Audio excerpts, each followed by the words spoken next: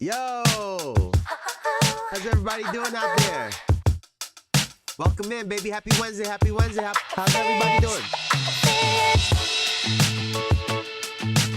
Welcome, man. Welcome to another one, man. Another one. Everybody get settled in. Come in. Relax. My allergies been kicking my ass, man.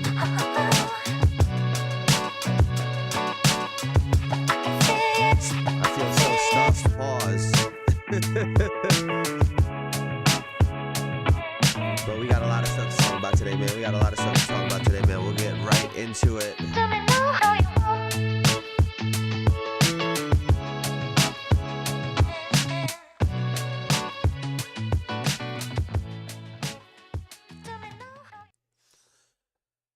Welcome to another episode of the Jayson Estrera podcast, where we talk about basketball as accurate as possible.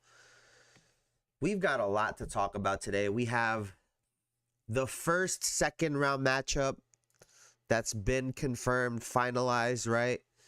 We have some series that are extended now.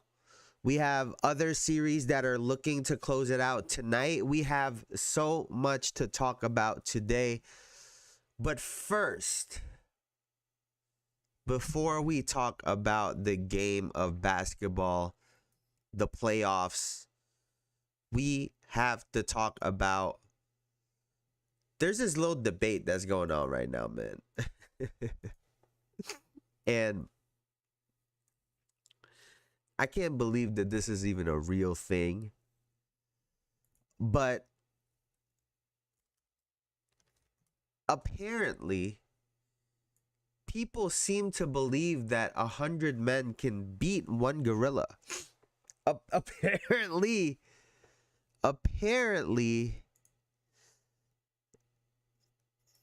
people actually believe that 100 men can beat one gorilla. And now people are adding all of these other variables in it. Obviously, it's supposed to be they are unarmed. So 100 unarmed men versus one gorilla. And now people are saying, oh, it's the strongest, the best candidates, the top 100, right? Men to fight them, fighters, athletes, whatever the case might be, right? Well, then if that's the case, then we got to have the biggest, strongest, baddest gorilla ever to go against them too, just to make it fair.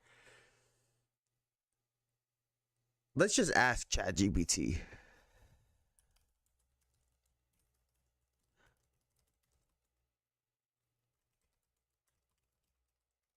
Can 100 unarmed men take down one gorilla? In almost any realistic scenario, 100 unarmed men would not be able to take down a fully grown gorilla without suffering extreme casualties like failing altogether unless they were incredibly coordinated and willing to accept major injuries or death. A silverback gorilla can lift 1,800 to 4,000 pounds. They're estimated to be 4 to 10 times stronger than the average adult male. They can run 20 to 25 miles per hour. It says the men would have to be extremely well coordinated, willing to sacrifice some of their own. What if the 100 men consisted of the strongest, most fit, athletic men in the world? It says Olympic wrestlers, MMA champions, powerlifters, NFL linebackers, etc. The odds of subduing a gorilla increases significantly, but it's still not a guaranteed victory without serious cost. Coordination and planning. See, here's the thing, right? I think all it would take is for the gorilla to take out the one person that everyone thinks is the biggest, baddest dude in that group. All it would take is for the gorilla to fold that one guy for everyone else to just run and give up and just there's the theory, oh, they could all grab them. They have to get to him first. I guess it's possible, but I'm taking the gorilla. I'm taking the gorilla. I hope Mr. Beast makes this happen. They gonna have to sign a whole bunch of waivers, but I hope Mr. Beast makes it happen. Now,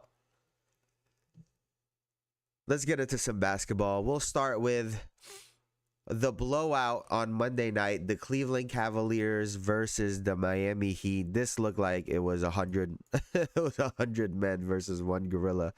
And the gorilla was the Cleveland Cavaliers, 138-83. It's not even close. It's not even close. This series wasn't close. It feels like Donovan Mitchell is playing at half speed against these guys. There isn't really much to say.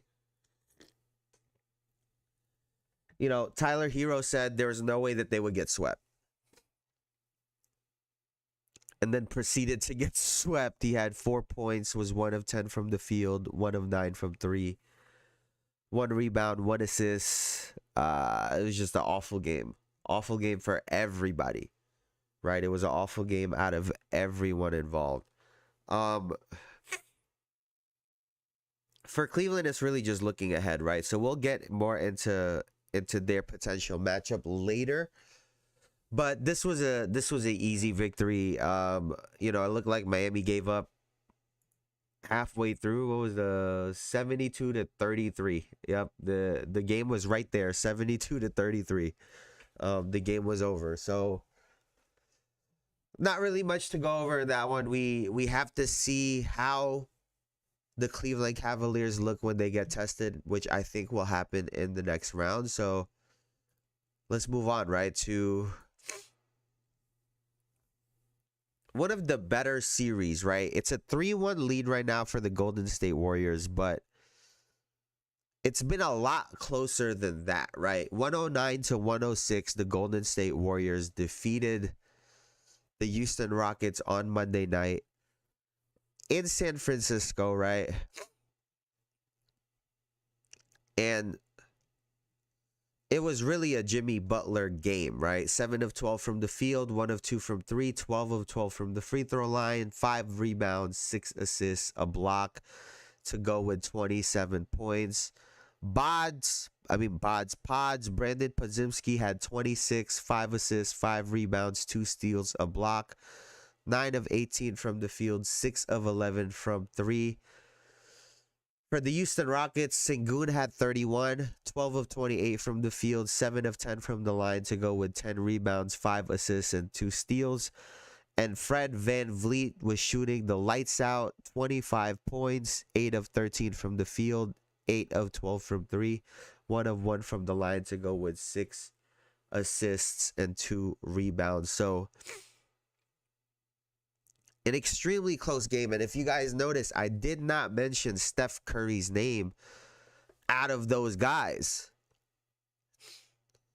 Steph Curry had 17 points to go with 3 assists, 3 rebounds, 4 turnovers, and a steal, and didn't shoot the ball very well.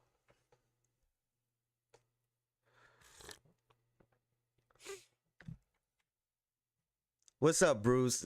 Go Pistons. Hello, sir. How are you doing? Come on, man. Come on, man.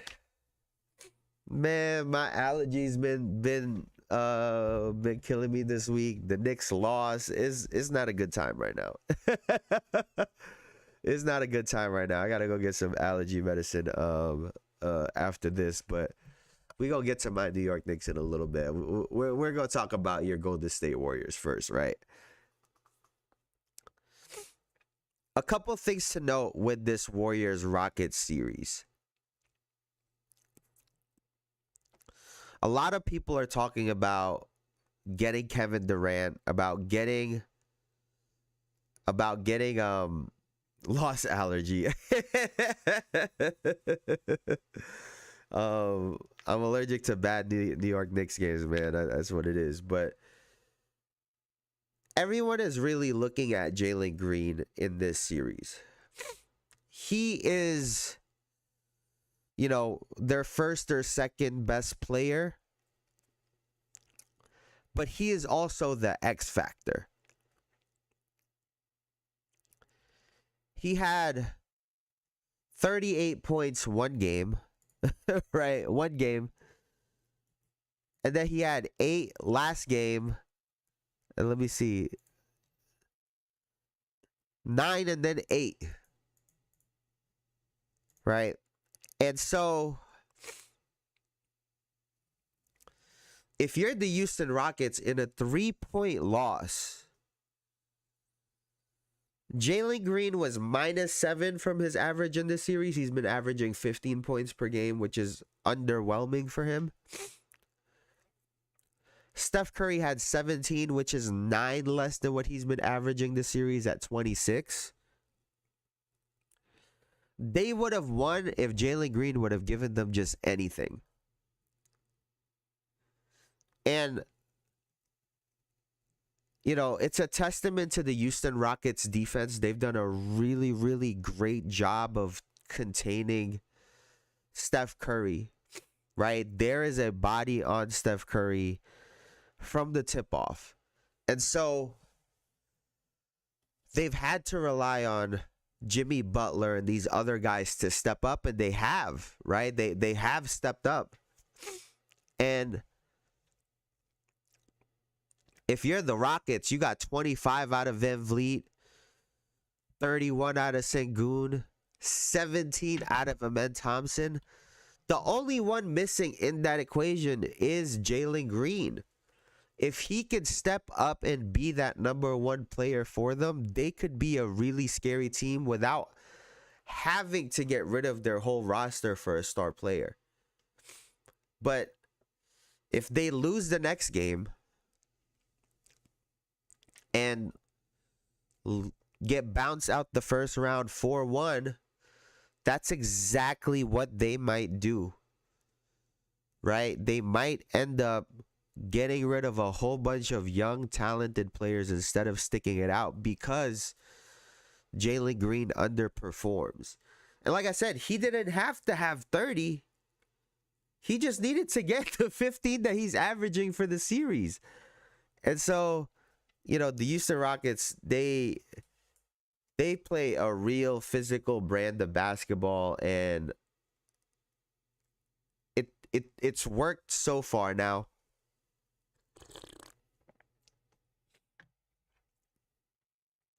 we got to talk about some of the foul calls because they had Draymond is the only player in the history of basketball that can have a tech already, get a flagrant foul, grab another player's jersey with 5 personal fouls, and somehow stay in the game.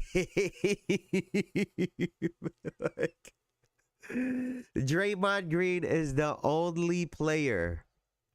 This whole time, I thought that when you get a technical and then a flagrant, that you're out the game. I thought that they just added on to each other. But I guess that's not the case. So, hey, man, Sengun really started doing damage when Draymond sat on the bench, right? Sengun really killed in the second, third, and then he had such momentum going into the fourth. I think Draymond picked up his fifth, with like 8 minutes left or something like that in the third quarter. So it was super, super early. So he was able to cook and do his thing. And like I said, it really just came down to if they would have got anything out of Jalen Green, anything at all, they probably win this game. Now,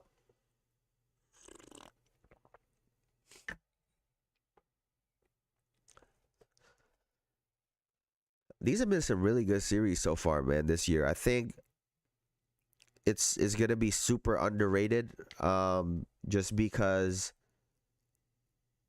there are some names out there that I think people expect, but I think this year's playoffs have been extremely exciting. And speaking of exciting, we are going to take a look at The Indiana Pacers closed out their first round series against the Milwaukee Bucks in epic fashion. 119 to 118, the Indiana Pacers win on a Tyrese Haliburton game winner, right? On a Tyrese Haliburton game winner. So let's take a look at this sequence right here really quickly. A.J. Green to inbound it. Let's get this. Porter to Green. Trent with it, and he loses. That is unbelievable, man. Brilliant night. Gary Trent Jr. has it roll off of his fingertips. Wow. I am in shock. Here we go.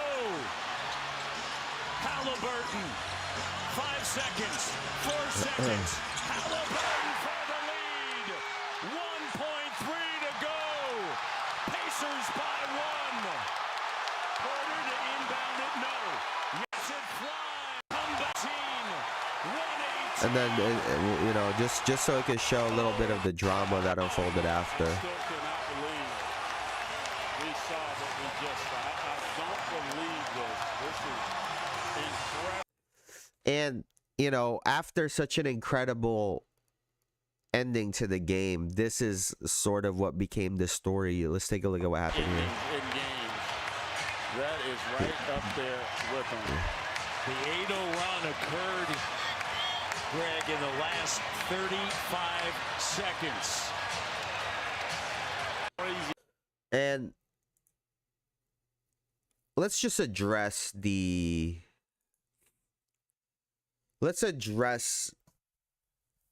this part first, right? And then we'll talk about the game. Ryan Clark had said Tyrese Haliburton's dad should get tossed out of the game, or he should get banned from arenas, right? I don't agree with that at all. Was he wrong? Haliburton pointed it out and called him out on it immediately as his son, as the player for that team. Giannis said his piece, and he immediately apologized before the night was over.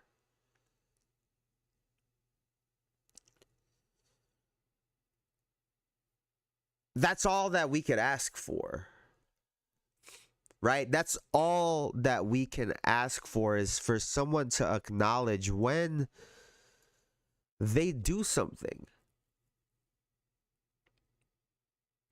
That for me was enough.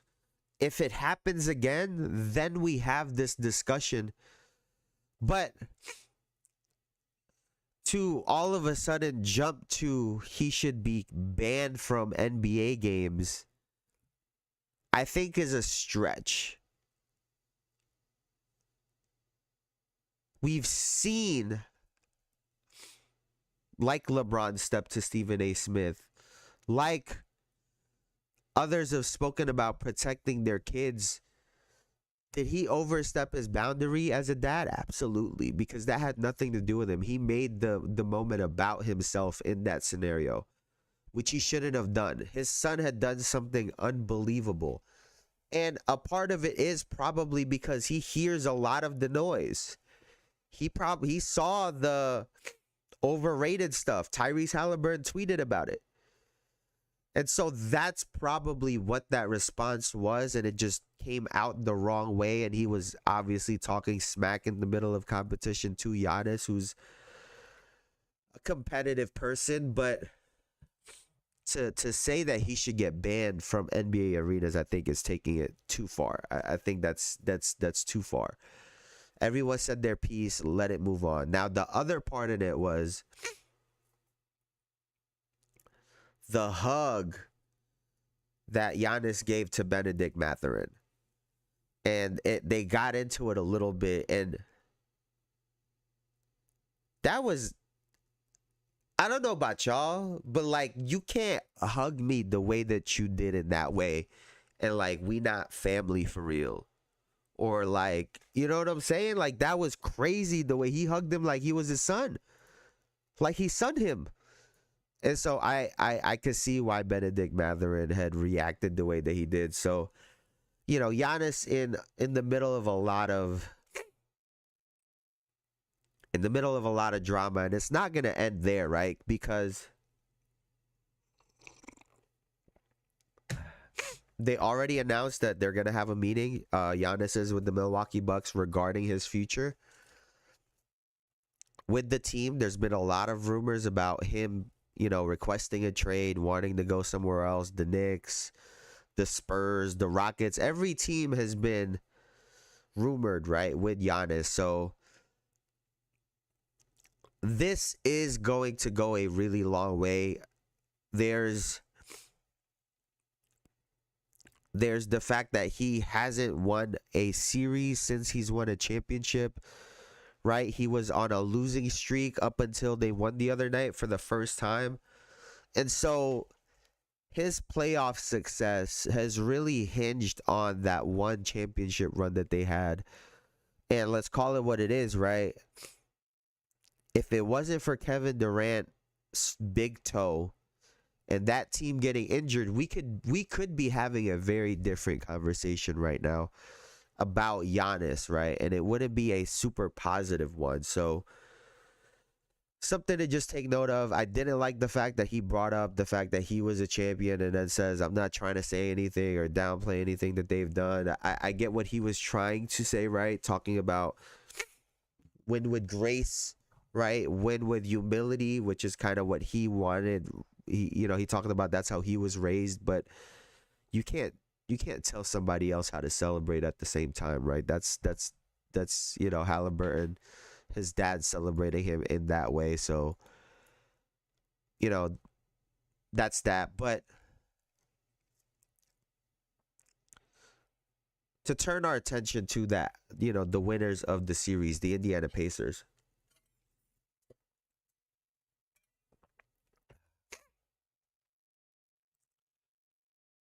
Tyrese Haliburton has been really, really solid, really good in this series. He, let me see, view series.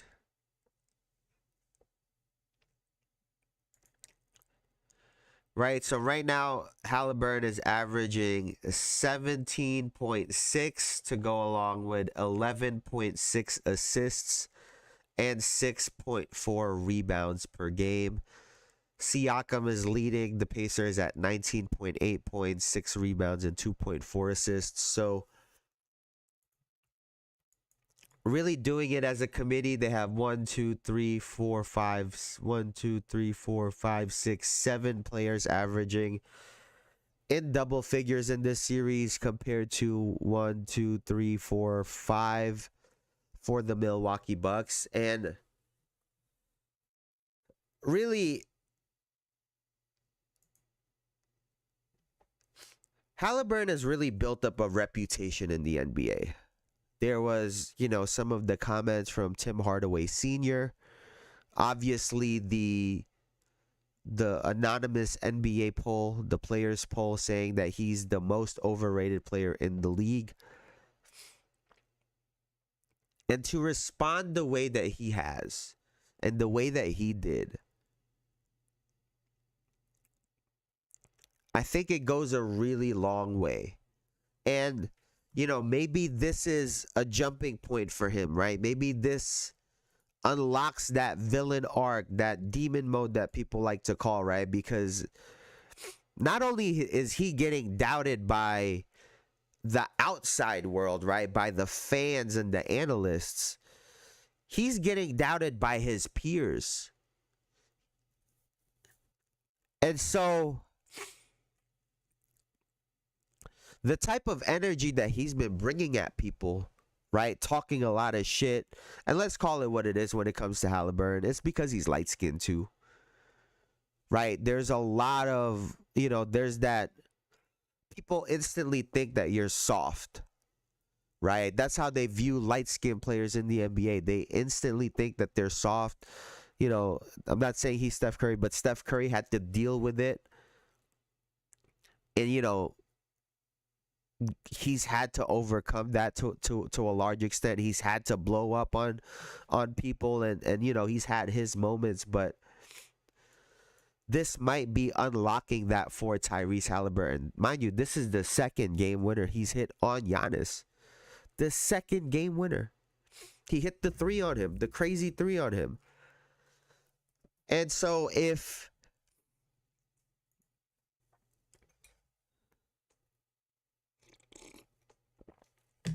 all right, last year the Indiana Pacers had this reputation of they're just a run and gun offensive basketball team, right? Which they still are, and they're still very capable, right? They play very fast, they get up and down the floor. They have players like a Pascal Siakam, like a Andrew Nembhard, like a TJ McConnell, that can have success in the half court, right? Andrew Nembhard, if you don't watch these guys in the playoffs, comparing him to how he looks in the regular season, right? Looks like a totally he looks like a totally different player. Right? He looks like a totally different player. Let me see. 10 points per game this year. And then you get in the playoffs and he's at 15. He's running isolation plays, breaking guys down, getting into his moves. He did the same thing last year in the playoffs. So, very quietly, right, the Indiana Pacers are a very solid playoff team because they can play fast, but when they get slowed down, they still have players that can create in the half court. I think Tyrese Haliburton, to his credit, has gotten better, right? When his jump shot is going, they are extremely dangerous. And he's shown, right? He's shown that he could create, even for his lack of ball handling at times. He could still create, right? Even, I've critiqued him on not really having a go-to move, but he's still able to create in one-on-one situations. So they are going to be a tough out for sure.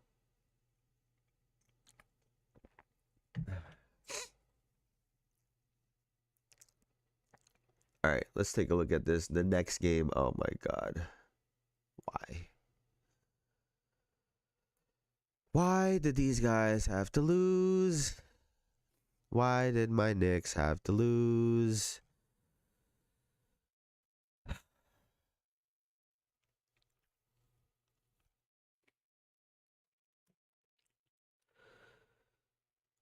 The New York Knicks lost 106-103 to the Detroit Pistons at home. I was really, really hoping that we finished this game out because, I expected the Boston Celtics to close out the Orlando Magic. So the Knicks playing extra games doesn't go in our favor. Jalen Brunson rolled his ankle again, right? Josh Hart was on the floor rolling around. Playing extra games don't help the New York Knicks right now. And so I was really disappointed in this loss, right? I was extremely disappointed in this loss. And aside from Cade Cunningham having another really good game, Asar Thompson having another good game as well too. Tobias Harris shot much better, last night. Aside from those things, right? The biggest difference for me in this game was we did not meet the Detroit Pistons physically like we have in the games that we won. In the games where we've won, we met their physicality head on. And because of that, right, they started reacting to the physicality. They started looking for calls.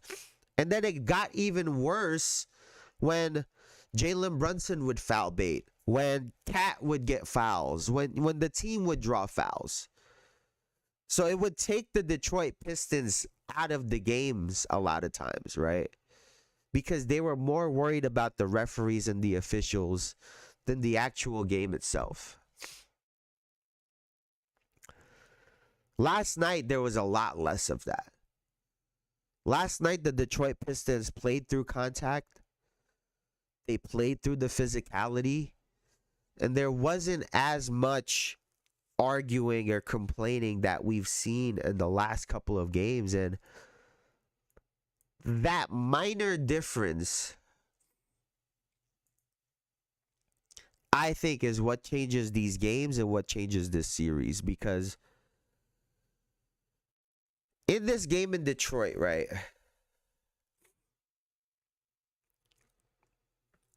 there's a lot of pressure on the Pistons because they're home. But there's going to be a lot of pressure on the New York Knicks because we're supposed to win the series. We're supposed to have the better team. We're the bigger market. We're supposed to win this game. We should have won this game 4-1. But instead, we're 3-2 going into Detroit. And I want to say that it's a good thing to go home. But I've seen the Knicks fans in the Garden turn on our team before. So, you know, I worry about the New York Knicks because in a situation in a game 7 where they start slow, for example, and you got fans that start booing, that can really go against you in a home game. So the New York Knicks need to go into Detroit, where Detroit hasn't won in this series, right? We took both games in Detroit. We have to take game 6 and get this series over with because we have to look ahead to the Boston Celtics and get as much rest as we can for our players. Is there anything that I noted over here?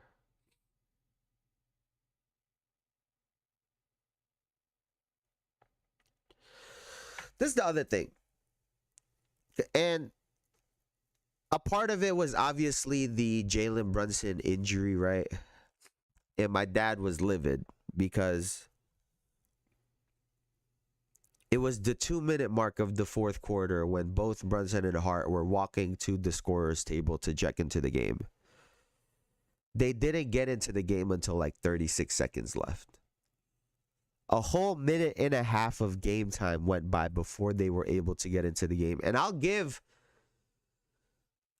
Cade Cunningham a lot of credit. I don't know if it was him, if it was the coach, whoever gave this. Excuse me. But whoever's decision it was to slow the game down because they were up, and to also try to take away as much time before Jalen Brunson and Josh Hart got on the floor, that was really great if you're the Detroit Pistons. That decision was really, really great. So that was bad for the New York Knicks, but then you played the game of, you know, if Thibodeau used that timeout, then they won't have any other timeouts to end the game because that was their last one. So that's why he held on to it, and so on and so forth. There were so many different variables, but definitely a possible mishap. Jalen Brunson didn't look like he was moving great, so I don't know if it would have helped or hurt us at that point. But really, the biggest key for the Knicks is we don't really run sets for Karl Anthony Towns. You know, there's a reason why he rushes to get the trailing threes, because outside of random kickouts, swings when Jalen Brunson gets doubled, they don't have sets in place for Karl Anthony Towns. And it's really apparent when Jalen Brunson is not on the floor, because then you have other players that are creating and you go 3 possessions without Karl Anthony Towns touching the ball, which to me shows that there are no sets in place to get him the ball consistently. Down the stretch of that game without Jalen Brunson on the floor, and I get that Mikal Bridges hit some big shots, the offense needs to run through Karl Anthony Towns. He could draw fouls, he could hit shots, he could shoot the free throw. Like, if Karl Anthony Towns would have gotten the ball in that 2-minute stretch, he could have possibly drawn a foul and gotten those guys in the game. And so, I think that's a Tom Thibodeau thing, right? To not have things in place for Karl Anthony Towns, because, we've seen him do really well. And really, it's been like this all year. Right, so I really do commend him on averaging 27 and 13 or whatever he's averaging, because he's getting scraps and he's getting 27 somehow. And so, we need him to touch the ball more. Jalen Brunson closed the game out. That's the mixture that we need, and I think we'll be able to close them out in Game 6. So, man, looking forward to that game. But a tough loss for the New York Knicks, man. A tough loss. Now,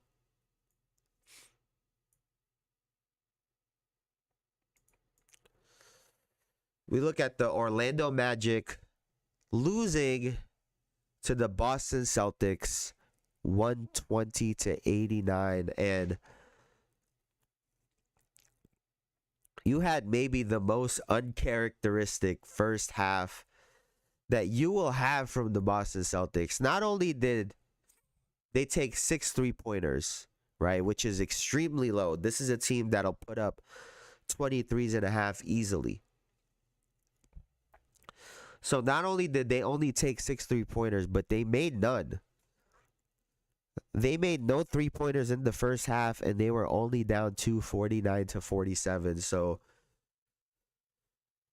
like I said the other day, these guys have so many different ways of beating you.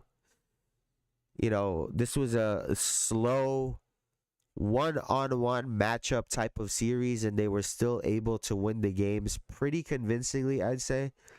And last night, and I'll be honest with you, man, because Paolo Banchero has been unreal, right? He's been unreal this series. Go check out the short, because I said that he keeps the spirit of Kobe Bryant alive and well, with his unconscious ability to just keep shooting the ball, right? He'll obviously learn over time and learn how to utilize his teammates better, but to have the ultimate confidence, that translates and that goes a long way if you're Paolo Banchero. But 5 fouls. Like, he got his 5th foul with 9:46 left in the third. Almost as if the refs are like, "Hey, sit down, young fella." Like, "Hey, young fella, sit down with your big ass. You're over here trying to give us 40 every single night.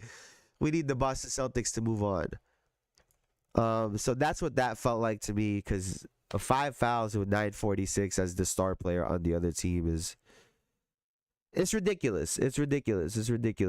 He had 2 in the first half and picked up 3 in that third quarter, right? So, it's just one of those things. But I think this guy, Paolo Banchero, is legit, and they're a force to have to be dealt with. But Boston Celtics with another easy victory. Tatum with 35. 10 of 16 from the field, 4 of 5 from 3, 11 of 11 from the line to go with 8 rebounds and 10 assists. So Another masterful game out of Jayson Tatum, who's quietly having a really, really great first round. I don't think it's been spoken about that much, but he's had a really great first round. So to get to the final game of the evening,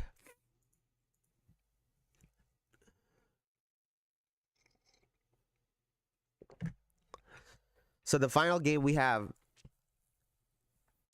the Los Angeles Clippers losing to the Denver Nuggets 131-115. And this is a couple things. James Harden can't play and take 9 shots in a game and have 1, 2, 3, 4 players take more shot attempts than him. So that's number one.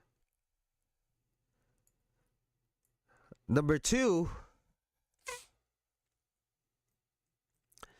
this is the Denver Nuggets that we were looking for, right? We've said before that Jokic is putting up these numbers. He's been putting up these numbers because he's had to. Because guys have been out. Because guys have been underperforming.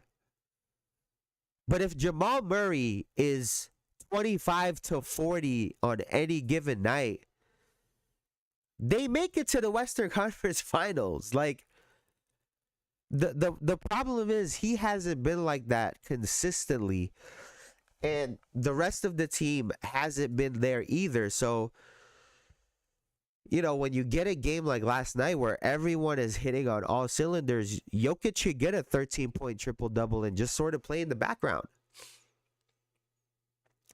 And that's exactly what we saw. Harden back at choking again. He's on it. He's definitely on his way. Westbrook rocked that baby, and he's another one, right? This man, in the first half, 16 points in 12 minutes and 53 seconds of play. Just an absolute difference maker. Bogdan Bogdanovic, tried to do his best to match him off the bench in the first half. 10 points in 10 minutes and 46 seconds. Finally, showed up a little bit for them. But that's really what the Clippers are missing right now, right? Is for Harden to be Harden without taking away from everyone else. And, for someone off the bench to give them something. I think the other problem is the Clippers are pretty content with having Chris Dunn on Joker. And I get that he's been a really, really good scrappy defender, but to expect him to constantly be on Joker, and whether or not Joker is looking to shoot the basketball, having Chris Dunn on him is a major disadvantage. So he gets to be aggressive, looking for his shot, which opens up things for the rest of his team. And so I think that has to change. They've been putting Ben Simmons on him, but he only played 4 minutes last night. So some of these matchups are a little bit weird. I'm not going to lie to you if you're the Clippers, but the main thing is for Harden to give you more than 11 and 8 is really what this comes down to at the end of the day. So let's look ahead to the Cleveland Cavaliers Indiana Pacers series, and let's try to envision what this series might look like, right? I think the key for this series is, number one, the bigs, right? We have the Pascal Siakam, Miles Turner versus the Evan Mobley, Jarrett Allen combination, right? Jarrett Allen, I'm going to expect to average like 12 plus rebounds a game this series, because Miles Turner is allergic to getting more than 6 rebounds a game. And so I'm expecting Jared Allen to dominate that part of the game. However, can Miles Turner take Jared Allen out of the game defensively by stretching the floor and hitting threes, right? So that's going to be a major matchup. How effective is Pascal Siakam going to be against the defensive player of the year, right? Which is Evan Mobley. So that is going to be the other big matchup for me, right? Evan Mobley and Pascal Siakam. Just saw a towel of the Cavs saying control your dad. Oh, they're getting started early, huh? They're getting started early. And then the other thing to look out for is the stars, right? In terms of their output. Can Tyrese Haliburton and Pascal Siakam, can their output be more than that of Darius Garland and Donovan Mitchell? And, you know, out of that group, right, out of those 4 players, I expect Donovan Mitchell to be able to get 25 to 30 plus points if he needs to. It's the other players, right? Darius Garland, Pascal Siakam, and Tyrese Haliburton, who are all liable to score anywhere from 12 to 25 points, right? They can either give you a stinker and give you 12, or they could give you a great game and give you 25, 26, plus the other things that they do. So which duo is going to outperform the other one? That's going to be what we're going to look for. And then if you're either team, right, you know, I'm curious as to who's going to step up for you guys, you know, in terms of that's outside of these players that we've talked about. Is Andrew Nembhard going to be able to do his thing? Right? Is Max Strus going to be able to do his thing, right? You know, and a whole bunch of other players. So I expect this series to be obviously closer than what we saw against the Miami Heat. Cavs fans gonna troll Haliburton, LOL. I think they are too. Who you got in this series, man? Who you got?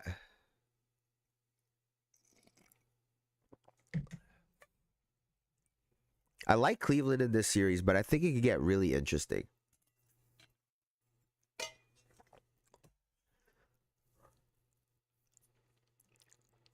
They're going to be in Cleveland, so the first 2 games are in Cleveland, then in Indiana. I will say this, right? That's what I was thinking. I think the Cavs probably take it in 6. I will say this, though. Indiana's been really good at home. If Indiana can steal one of those first 2 games, mainly game 2 probably, in the way I'm thinking about it. If they can steal game 2 going into Indiana, and then potentially take game 3 and go into game 4 being up 2-1, this could get really, really interesting if you're the Cleveland Cavaliers, because now we get to see how they would respond to adversity, which is, you know, the first time this whole year that they'd be experiencing it, right? Because they've been crushing everyone, and so Cleveland has to be careful, because I think the Pacers are really dangerous, right? And if they shoot the lights out, they could run Cleveland out of the gym. It is definitely possible. The Pacers too finesse. Yeah, but I feel like they're like a different team in the playoffs, though. They're a different team in the playoffs. Halliburton's been in attack mode. Siakam's been getting to the cup a lot more. And then, like we said, you know, Andrew Nembhard, he has showed up and he could get to the rim. He could hit shots. He's just he's an X factor that you don't typically see during the regular season, and he's someone that could throw the game plan of a team completely off, right? A player like Andrew Nemhard, who you don't really prepare for like that, someone like that could come out and get 12, 13 points really quick and potentially win a game for you, right? It's things like that that could turn a series, and now they have to go and game plan for him going into the next game, and it could potentially open something up for someone else. So I think that is the danger with the Indiana Pacers, but I do agree that one, the Cleveland Cavaliers have size, and one, I think they have much better defense, and they have an offense that's just been lights out all year. Plus, really, the big difference, I think, is going to be Miles Turner, because I don't think he'll be able to keep Jarrett Allen off the boards. I don't think he'll be able to impact him. So Jarrett Allen is gonna cause havoc unless Miles Turner is having one of those 7-8 3-pointer games for 31 points, right? So if he has one of those, well then, it. But that's the thing, right? That's the thing about Indiana, man. They have the possibility to go off on any given time on any team. So that's really the dangerous thing with them. And, I think they're one of those teams where their defense picks up when their offense is playing well. So, something to really look out for. Now, let's look ahead to tonight's games, because we have two potential closeouts. We have the Golden State Warriors versus the Houston Rockets tonight, and the Warriors are up 3-1. Your Golden State Warriors, Bruce. Again, and then also the Minnesota Timberwolves against the Los Angeles Lakers, where the Timberwolves are up 3-1, looking to close the series out.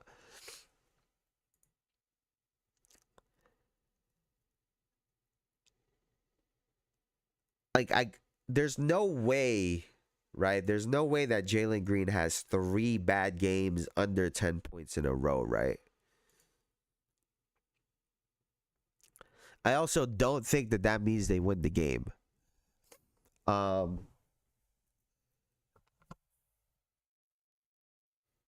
like the Warriors in this one, man. I like the Warriors in this. I think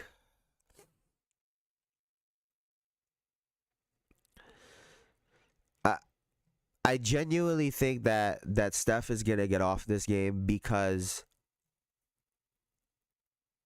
of what happened in the last game where Jimmy went off. I think it'll allow Steph to it'll give him a little bit of space. Watch how they call the game. They are going to be in Houston. Excuse me, right? They're going to be in Houston, right? So, excuse me. So it really depends on.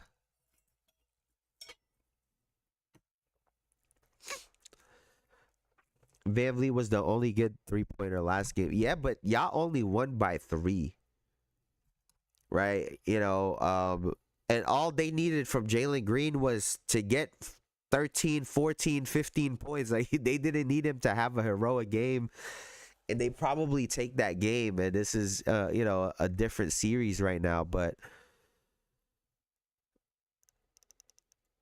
I still like the Golden State Warriors. I don't think Draymond Green is going to get those 5 fouls the way that he did last game. So with that being said, I think he's going to be able to contain Sengun. I don't think Fred VanVleet is going to shoot 8 of 12 from 3 again in this game. So even if Jalen Green has a good game, I think that the Warriors are going to have more than enough to take the victory. And so I have the Golden State Warriors. Expect, honestly, we'll see what the NBA thinks, but if Dillon Brooks and Amen Thompson gets fouls early in this game, it's wraps. It's wraps for the Houston Rockets. And another thing too, right? How has Steve Kerr not called out the referees? Is he waiting to use this? But How has he not complained, made a major complaint about the referees and the way they're guarding Steph Curry? Right? Because they don't need to get off of him by a lot. They just need to give him a little bit of room to let him run around and do his thing. But, Steve Kerr is just letting it play out. But I guess it's worked out for them because they're up 3-1. And I think they win later, which, brings us to the Minnesota Timberwolves versus the Los Angeles Lakers. And this is game 5. They're going to be in LA.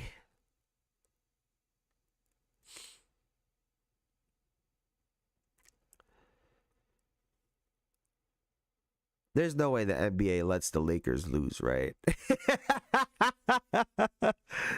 Like, there's no way. There's no way they're going to let the Lakers lose this game, right? It's going to be one of those where Anthony Edwards going to do some shit that he been doing all series long, all year long, and they going to tee him up real quick in the first quarter. Because I can't see a world where the NBA lets the Lakers lose this in LA. And so I think I personally think that the Lakers take game 5. I think the Lakers take game 5. Luka's averaging 37 and 5 for this series. Yeah, I got the Lakers winning tonight, man. And listen, I'll be honest, man. I might be hate watching because every single time I pick the Lakers, they've lost. So maybe I'm doing something right over here. But I got the Lakers winning tonight. I think they got this, man. I think they got this. I don't expect them, man. But see, the thing that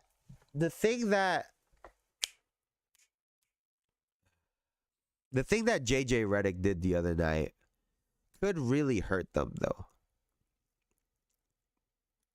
Because playing everyone that entire second half, right? It's not like he played just LeBron and Luka for an entire quarter in the third or in the fourth or whatever, right? That happens. But to play that 5 for the entire second half signals to everyone, including the world, right, that he doesn't trust the rest of that roster. And so that could really come back to bite them in the ass, because now you're going to have, a player that, if you take away Jared Vanderbilt's confidence, he looks like a very different player, and his production is going to look very different. And so that is the risk that they run because of what JJ Redick did the other night. But still, I think the Lakers win this, and then I think Minnesota takes this in Minnesota in game 6. But that's going to do it for me for now, man. I can't breathe, y'all. I've been trying to get through this, but I cannot breathe, y'all, man. I appreciate you guys for hanging out with me. Before I get out of here, please like, comment, and subscribe, all that good stuff. It really helps the channel out.